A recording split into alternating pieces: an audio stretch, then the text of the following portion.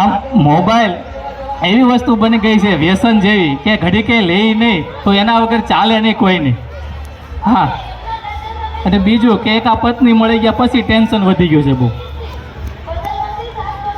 હવે પેલા તો આ 2-3 ટેણિયાઓની વાત કરી દઉં.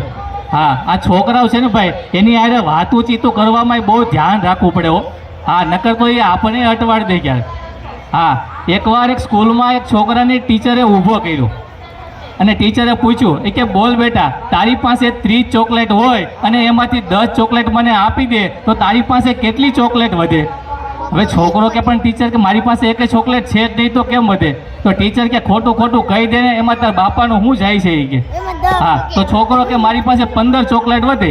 એ કે કઈ રીતે વધે એ કે? તો એ કે ખોટું ખોટું તમે માની લો ને, એમાં તમારા બાપાને શું જાય છે બોલ? 15 દિવસ સુધી તો સ્કૂલે ટીચરનું આવ્યો. હા,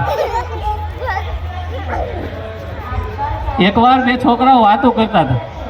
હા, કે મારા દાદા પાસે એટલો મોટો વાહડો લાંબો છે, એટલો મોટો વાહડો લાંબો છે કે એ કઈ ધારે ને તો આકાશમાં કાણું પાડી અને વરસાદ લાવી શકે. તો બીજો કે મારા દાદા પાસે એટલું મોટું ઘર છે, એટલું મોટું ઘર છે કે એની અંદર આખા દરિયાનું પાણી સમાઈ જાય કે. તો બીજો કે તારા દાદા વાહડાને રાખતા હતા ક્યાં? કે તારા દાદાના ઘરમાં રાખતા હતા કે. એકવાર એક ભાઈએ નવો ફ્લેટ લીધો. તે સાંજે ઘરે આવ્યા ને, તેની પત્નીએ એને કીધું કે તમે છે ને આ રવિવારે પડદાવાળા ભાઈને બોલાવી અને આ બારીના પડદા કરાવી નાખજો. એ કે કેમ? એ કે આ સામેવાળો નકરી મારી સામું જ જોયા કરે છે.